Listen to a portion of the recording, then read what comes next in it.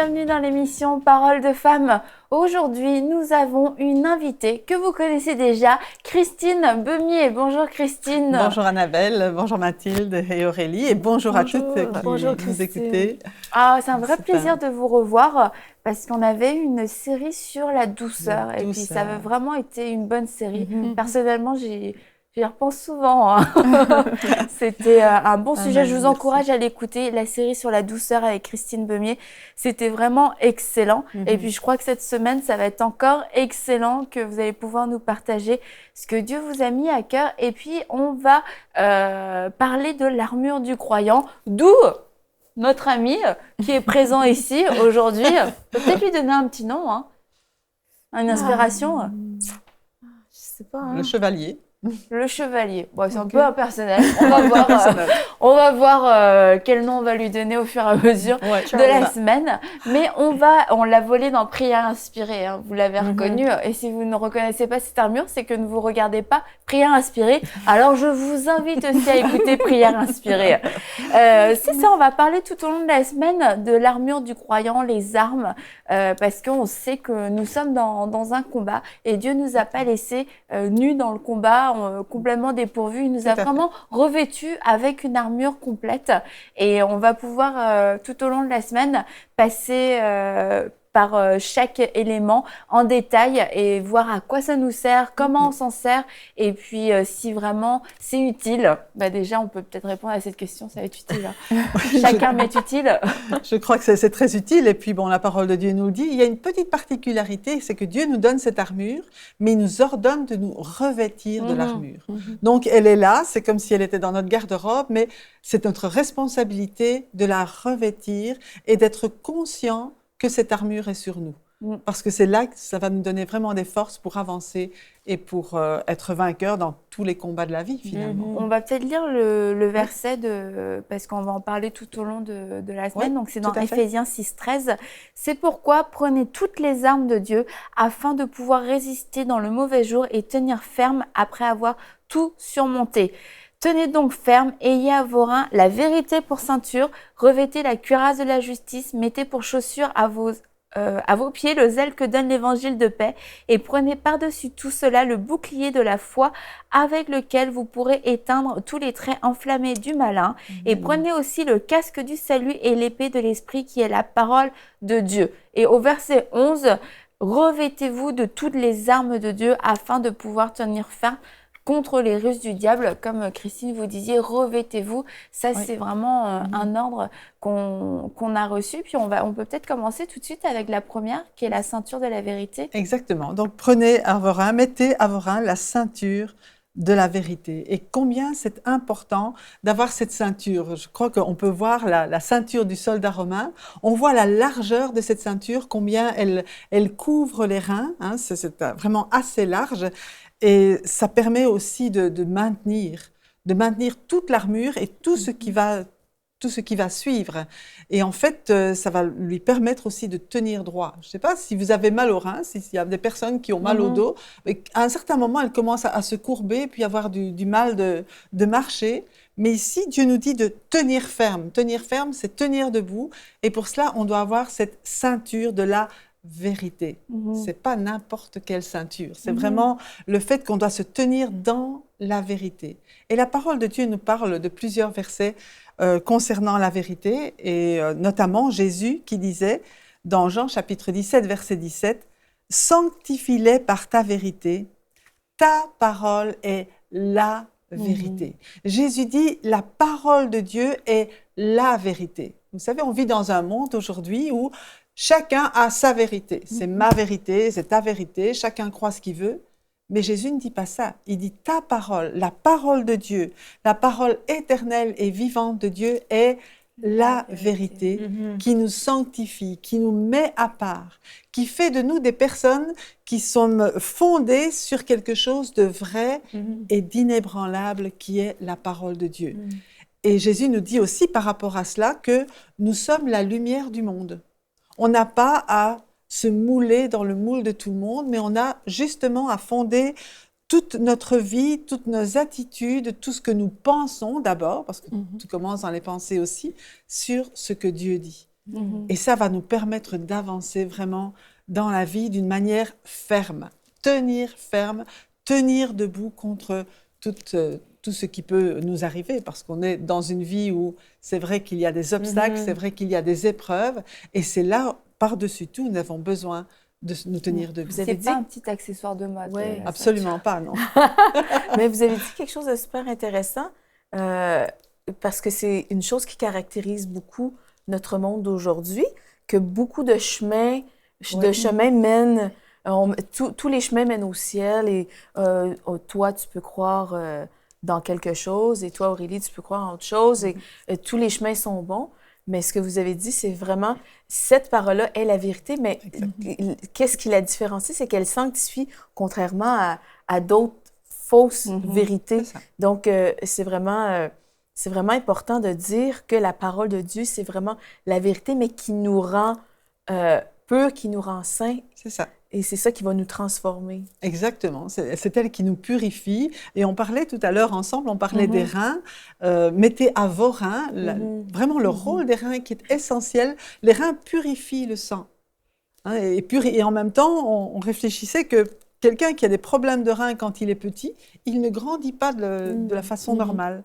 Et pour grandir, vraiment grandir dans le Seigneur, on a besoin vraiment d'être fondé sur cette vérité de la parole de Dieu et de laisser nos pensées, de laisser nos raisonnements être purifiés par la parole de Dieu. Parce que la Bible nous dit aussi, je crois que c'est dans 2 Timothée, chapitre 3, verset 16, qui nous dit que la parole de Dieu fait la différence. Donc c'est peut-être dans Hébreu, hein, je n'ai pas... OK? Mais elle sépare jointure et moelle. Elle sépare vraiment ce qui est vrai de ce qui est faux. Elle sépare nos sentiments, nos émotions, ce que nous croyons de ce qui est réel. Âme et esprit. Et c'est vraiment extraordinaire de se laisser vraiment transformer, de se laisser reprendre par la vérité pour pouvoir rester dans les voies de Dieu. Et comme on parlait des reins, qui provoquent, en tout cas quand ils sont en bonne santé, il y a une bonne croissance, c'est que aussi les reins font un travail de filtre dans le corps. Ils épurent, et il y a des choses qui restent, des choses qui restent pas.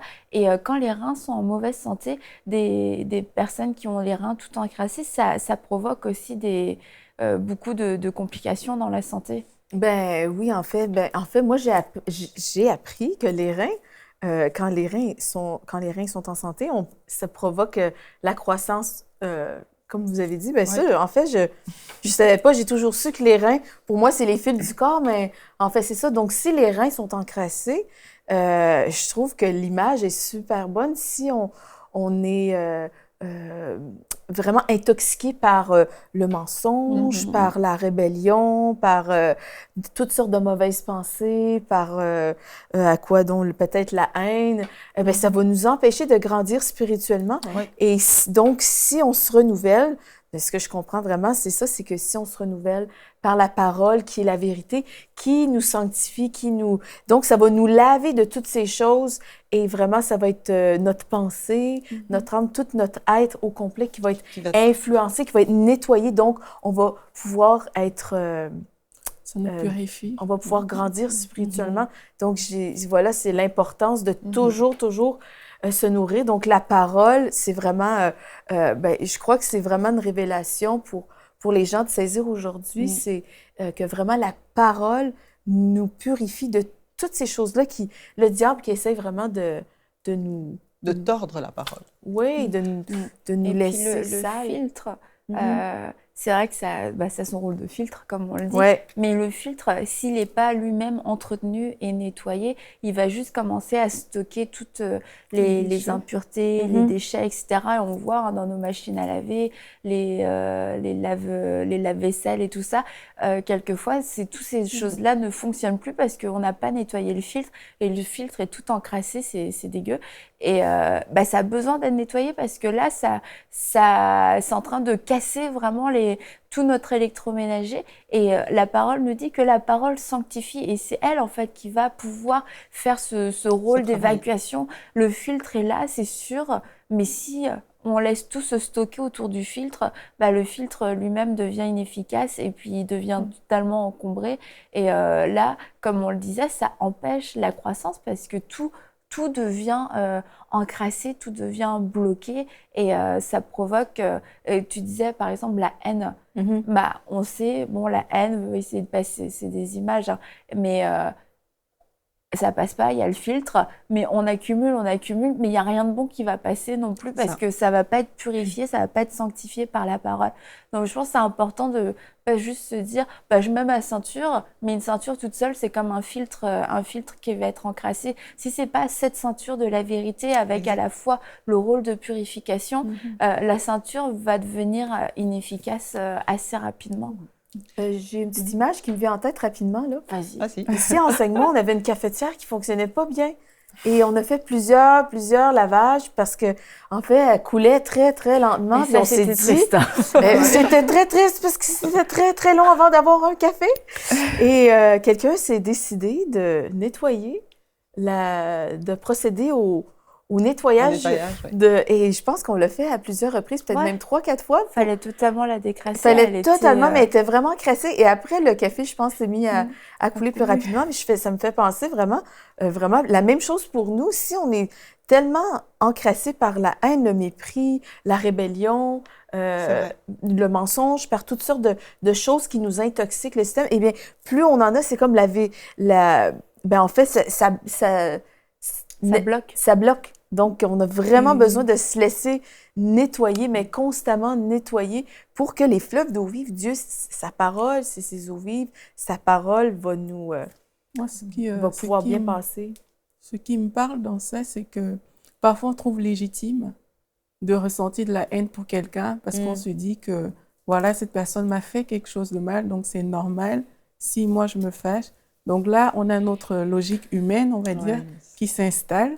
Et si on prend l'habitude de mettre ce filtre-là en place, moi, je pense que ce sera excellent parce que malgré le fait que les faits nous poussent à dire « mais c'est telle personne qui a tort, c'est telle personne qui m'a fait du mal », oui, certes, ça peut arriver, mais le filtre me permet de ne pas laisser ces sentiments, cette logique humaine prendre le dessus et vraiment ça purifie mes intentions, mes motivations et je pense que ça change toute une vie au final.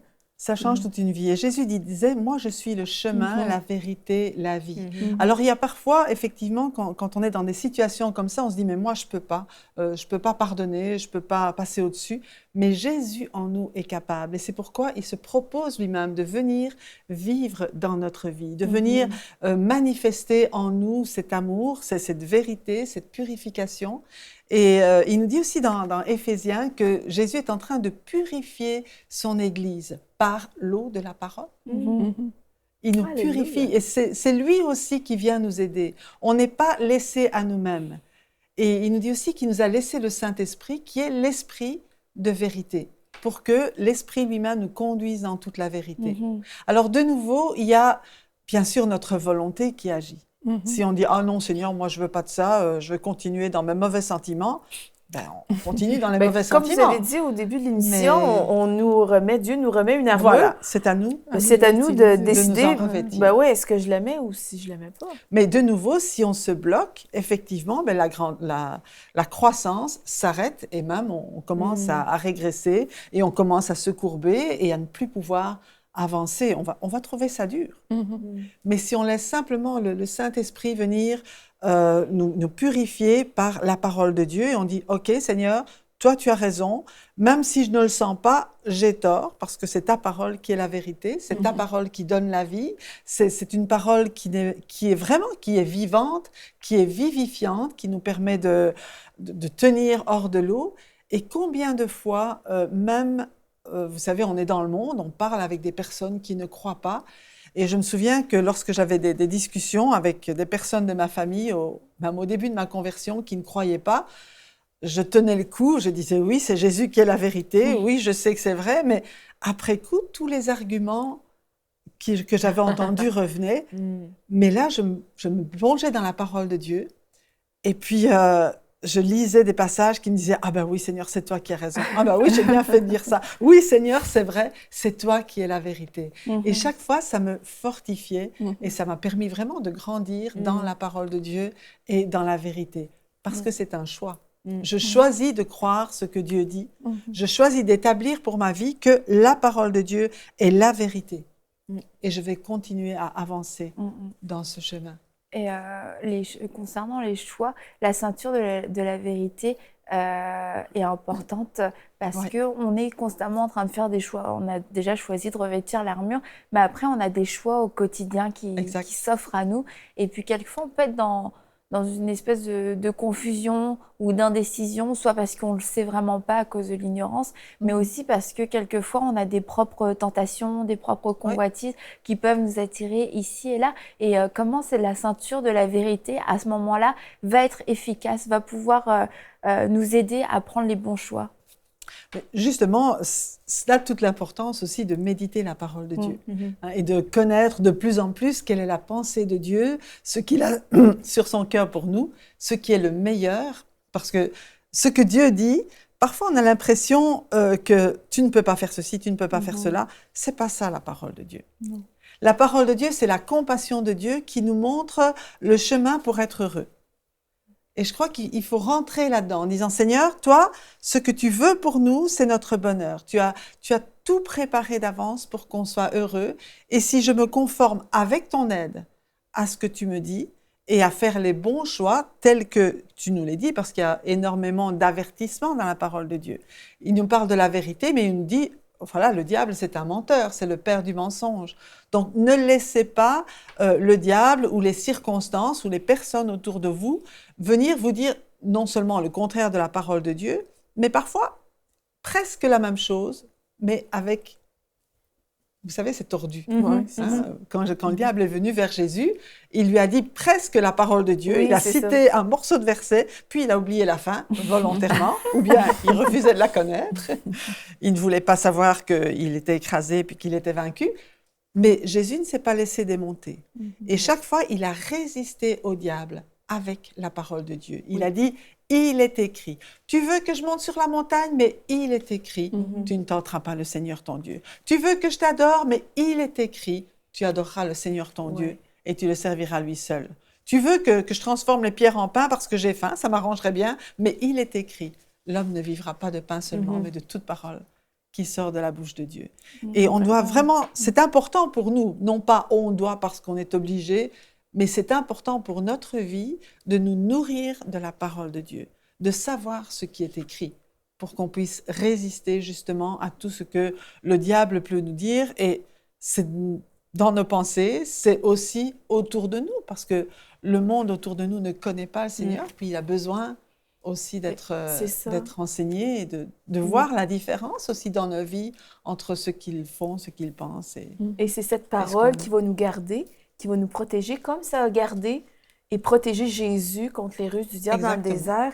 Et ce que vous avez dit, c'est que la parole, c'est une nourriture. Et c'est une nourriture saine et équilibrée qui est bonne pour notre corps. Et souvent, le chrétien va être encrassé parce qu'il se nourrit de mauvaises choses, se nourrit de choses contraires à la parole de Dieu, que ça peut être toutes sortes de sources, de mauvaises émissions à la télé, de mauvais films, de mauvaises musiques, de choses qui vont les encrasser, qui vont créer la rébellion, qui vont créer la haine, qui vont créer le désir de vivre dans le mensonge. Et c'est cette parole-là qui va... Si on se nourrit de la parole, cette parole va nous faire vivre une vie équilibrée et qui va s'assurer que nos reins soient purs. C'est comme si je mangeais toujours de la malbouffe. Mes reins seraient drôlement encrassés. Mais je sais qu'est-ce qui est bon pour moi. J'ai pas nécessairement toujours le goût de manger des brocolis, de la salade, quoique j'aime beaucoup ça. Mais c'est vrai. Hein? Mais c'est sûr que on peut aimer la malbouffe, mais on sait que si on se nourrit toujours de malbouffe, nos reins vont être en très mauvaise santé, notre corps entier va être totalement... va mal fonctionner parce que nos reins vont être sales. Donc, vraiment, c'est important de savoir que la parole de Dieu, même si des fois, ça nous dérange pour ne pas envie de manger du brocoli ou des carottes, on sait que c'est bon pour notre santé. Comme vous avez dit, c'est ça qui va bien nous nourrir. Alors, Aurélie, mange des brocolis. Ah, je vais essayer. Et de la salade. Et concernant le fait, le diable qui prend comme une moitié de promesses, une moitié de paroles pour venir suggérer des choses, mais qui au final sont à l'opposé de la volonté de Dieu.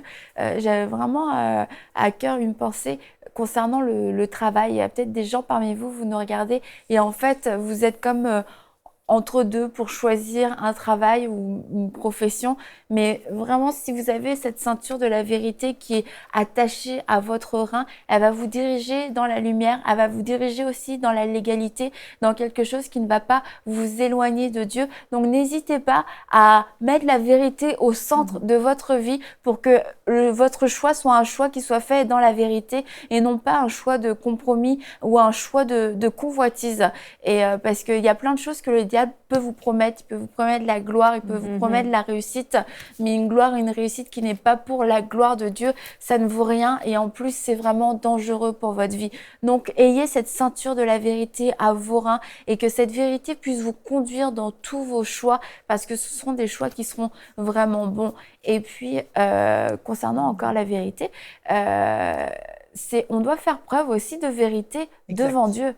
Parce qu'on peut aussi vouloir un peu se cacher et puis oui, la ceinture de la vérité c'est bien beau, mais devant Dieu on se montre pas tel qu'on est, on n'avoue pas nos fautes, on n'avoue pas nos transgressions, mais c'est aussi valable dans notre relation avec Dieu. C'est tout à fait, c'est valable dans notre relation avec Dieu de reconnaître les fautes qu'on commet, et c'est clair qu'on est humain, donc on ne peut pas traverser la vie sans commettre de fautes, mais justement la Bible dit dans Proverbes, celui qui cache ses transgressions ne prospère point, mais celui qui les avoue et les délaisse obtient miséricorde. Et Dieu veut que la vérité soit au fond de nos cœurs.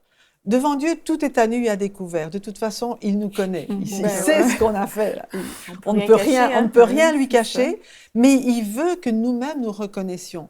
Et c'est pourquoi il dit « confessez vos péchés ». Vous savez, on a dit « confesser », c'est demander pardon, c'est vrai.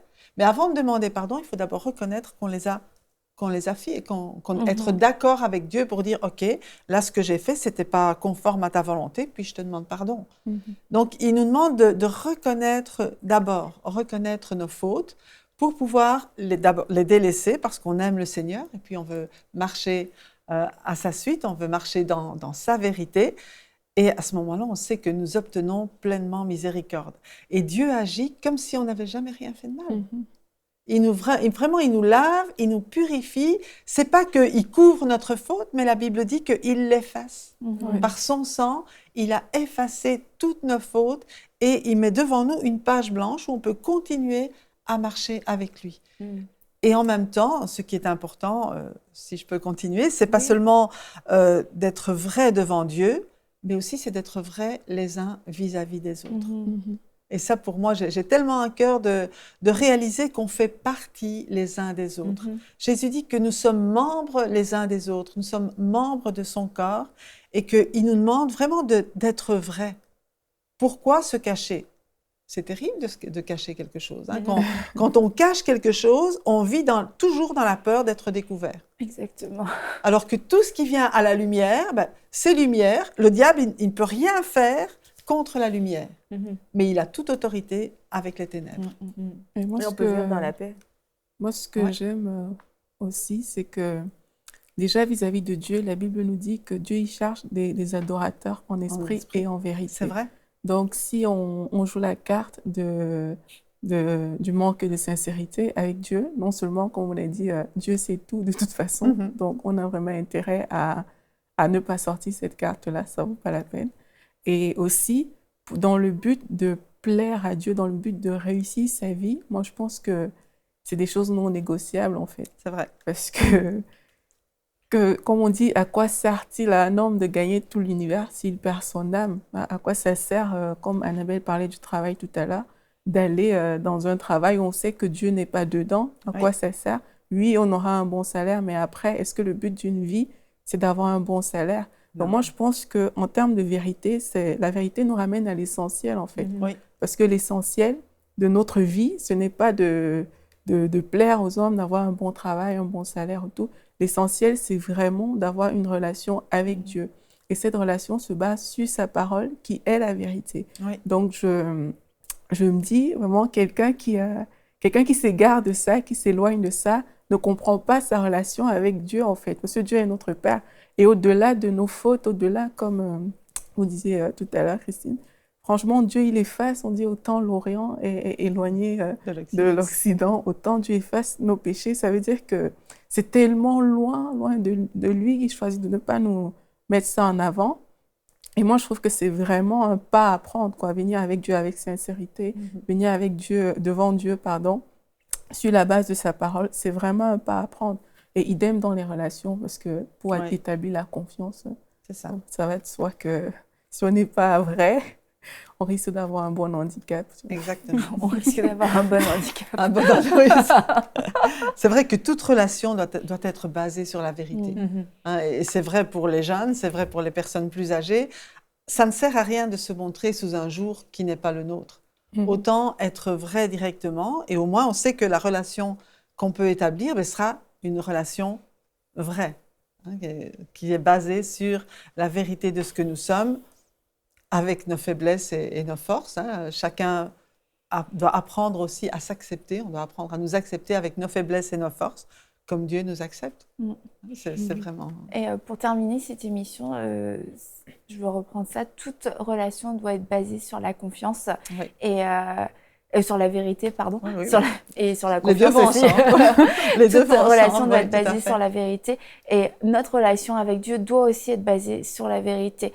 Et si nous n'avons pas la parole de Dieu, si nous ne connaissons pas la parole de Dieu, ou si tout simplement nous n'aimons pas la parole de Dieu, notre relation avec Dieu ne peut pas être basée sur la vérité, puisque c'est dans sa parole que Dieu nous révèle qui il est, ce qu'il dit sur nous, ce qu'il veut de nous. Comme Christine l'a dit, la parole de Dieu, c'est un chemin de compassion pour notre bonheur. C'est ça. Exactement, ça sonnait mieux quand vous l'avez dit. Non, mais c'est très bien. Sans la parole de Dieu, on ne pourra pas connaître ce chemin de compassion pour notre bonheur. C'est des choses qu'on va entendre ici et là, et vous avez besoin de connaître cette vérité. Vous avez besoin de savoir par vous-même, par vos propres yeux, qu'est-ce que la parole de Dieu me dit. Qu'est-il écrit dans la Bible? Je dois le savoir. Et pour vous, et on l'a dit aussi, tous les chemins ne mènent pas au ciel. Et si vous croyez en Dieu, vous dites, moi je connais Dieu, je crois en Dieu, ouvrez votre Bible et vous pourrez lire Jésus est le chemin, la vérité et la vie.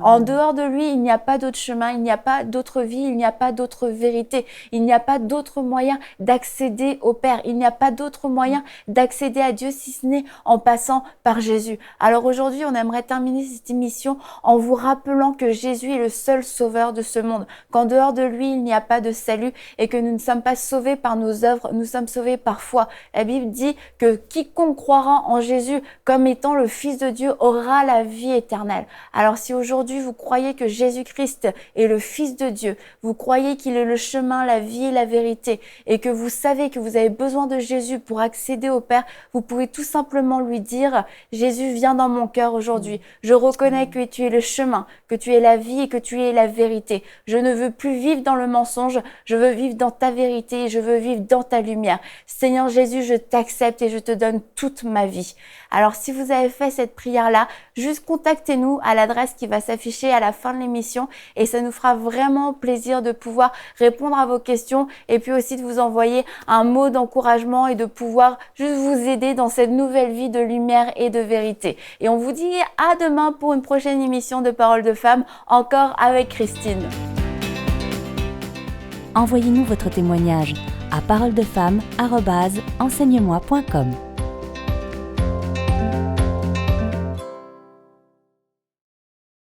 Cette émission est rendue possible grâce au précieux soutien des partenaires d'Enseigne-moi Canal International.